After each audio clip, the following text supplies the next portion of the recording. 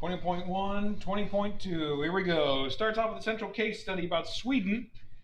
Sweden trying to go completely free of fossil fuels. Now, they have come out with a plan that by 2045, they will be completely fossil fuel free. So basically, they're making a big investment into nuclear energy is what they're doing. And that's kind of what we're going to be talking about mainly in this sticky note lecture. So you can see the diagram there is basically showing since 1970, their use of fossil fuels has dropped significantly. You can see we basically started at what, like 350-ish, and we're down to like, 190, 180, something like that. So they're going down really, really quickly, which is good. Okay, the other things are going up, but you can see the big uptick is in nuclear power. That's what basically they've turned to. So moving to 551, we're talking about alternatives to fossil fuels. So actually, we're going to start up. Yeah, we'll start over here. So shifting away from fossil fuels. Okay, obviously, as we've talked about, fossil fuels aren't very good for the environment, so shifting away from them is better for the environment. Plus, you can also diversify the economy of the nation, which is a really good thing. So basically, the nation or that particular nation isn't completely stuck or really dependent upon one specific industry. So if that industry goes under, the country goes under, kind of thing. Or if that industry that goes under, the country's really hurt. If they need diversifying, is a really good idea. By diversifying, there's lessens price volatility, and there's also less foreign dependence. So that way, if whatever Russia or China or India or wherever, Great Britain decides that all the fossil fuels that they're mining, they want to charge the U.S. 5 times more just because. And so having less foreign dependence, basically we can rely on ourselves so we can control all that stuff better. So there's what's called the conventional alternatives and the new renewables. So the conventional alternatives is nuclear energy, hydropower energy, and biomass fuels. I'm not sure if you've heard like an E85 fuels built from algae. That's what they're talking about there with biomass. Then there's the new renewables, what they called a couple of years ago, is solar, wind, geothermal, and ocean, which that's more of the stuff that we've been talking about these days. So there's the conventional alternatives and there's the new renewables. So these are kind of established how they all get used. The new renewables, the technology is just kind of starting to get better and better currently, but they're still considered to be new and not completely dependent just yet. All right, so moving over here, you can see like U.S. energy consumption from 1950 to 2015. So you can see oil, we are very, very, very dependent on oil. You can see natural gas is also increasing. Coal, at the very end, is starting to decrease some because we're kind of starting to replace it with natural gas. But you can see the nuclear power, hydropower, and bioenergy, they've remained really low. You can see nuclear power only really started to take off from like 1970. So we're pretty diverse, luckily. Now, nuclear power, all I wrote for 553 is basically know this page. I'm going to take that tab away so we can talk about kind of everything that's going on this page real quick. So the first diagram is this thing. So how you do nuclear fission is basically all you need to do is you need to get a neutron to go hit some uranium. By the neutron bouncing in there, it's basically going to split the uranium up into 3 different parts. Smaller atom gets some free neutrons and a smaller atom like barium. By this whole splitting process, you release a whole bunch of energy. So nuclear fission, these neutrons that cause this reaction, these neutrons can do the same. So like one neutron goes in, breaks one apart. Now these can do 3 more reactions. And then the next one would be 3 more reactions, and 3 more reactions, and so on, so on, so on, so on, so on.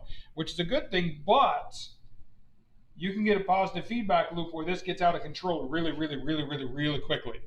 And that's going to basically make the whole nuclear power plant explode, which is basically how a nuclear bomb works, side note. So what they do is they put these things in here. Oh, come on, you can do it, focus. Thing called control rods, which are basically like the top things right there. Those control rods, what they do, those guys soak up those free neutrons.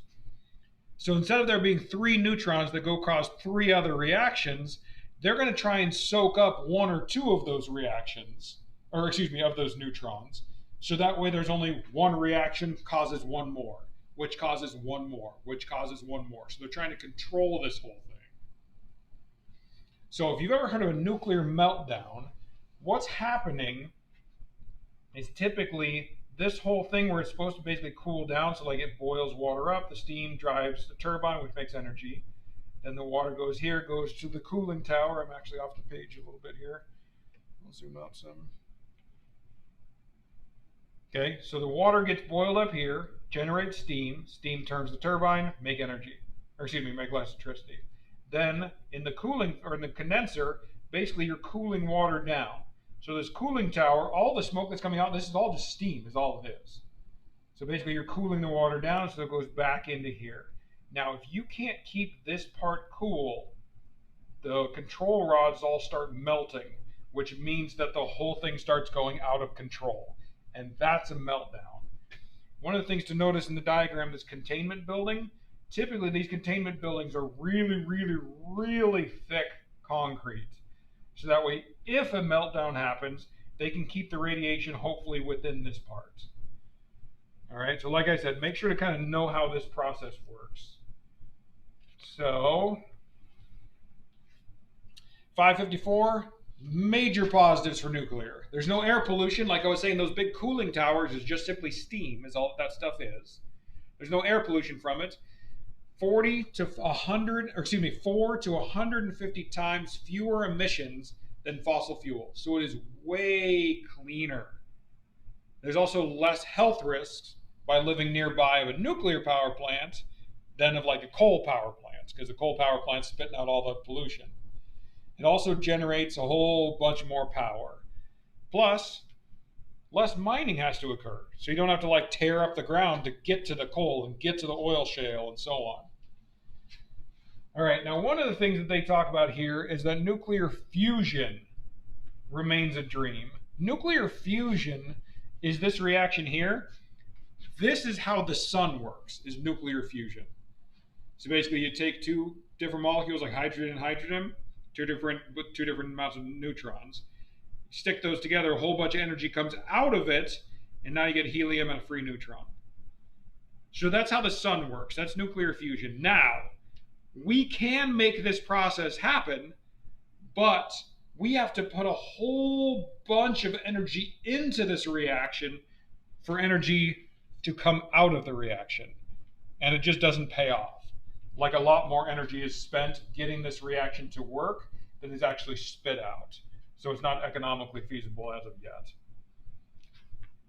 All right, so next page, talking about 556 now, we're talking about those meltdowns.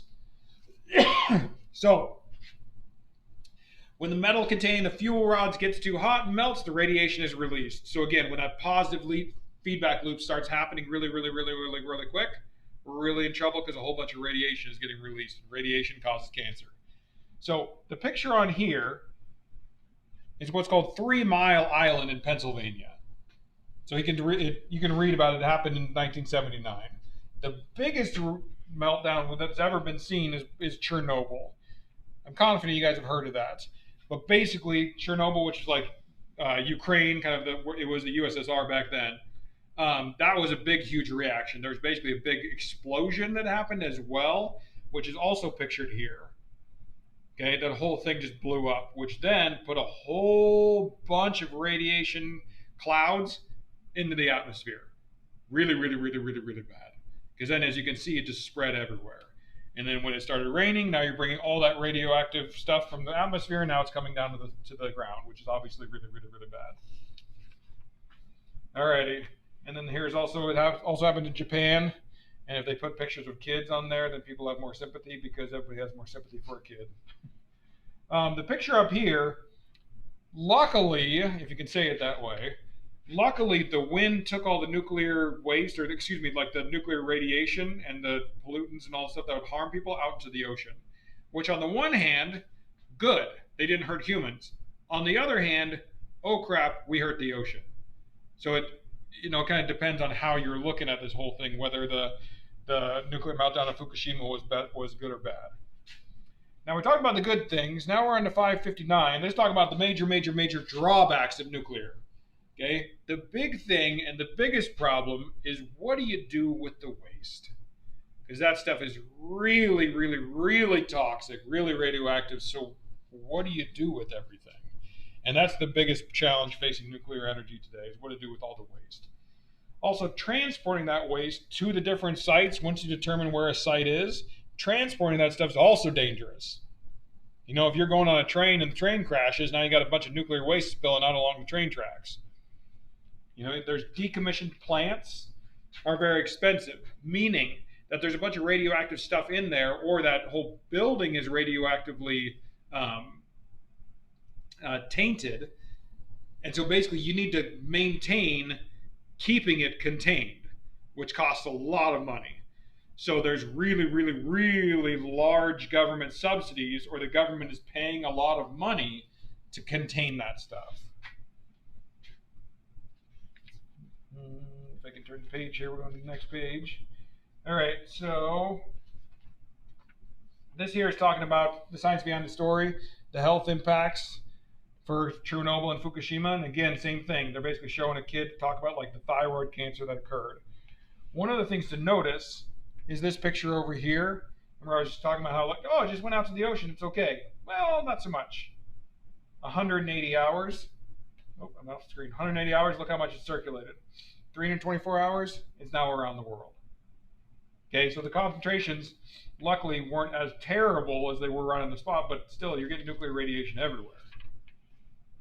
One of the things they're talking about doing, and they didn't write a sticky note for this, is basically they're talking about putting this stuff into copper and then basically putting it really, really, really far underground. And Sweden's the one that's kind of leading the charge on this, and they've done a little bit more technology, or a little bit more advances, but the same basic process.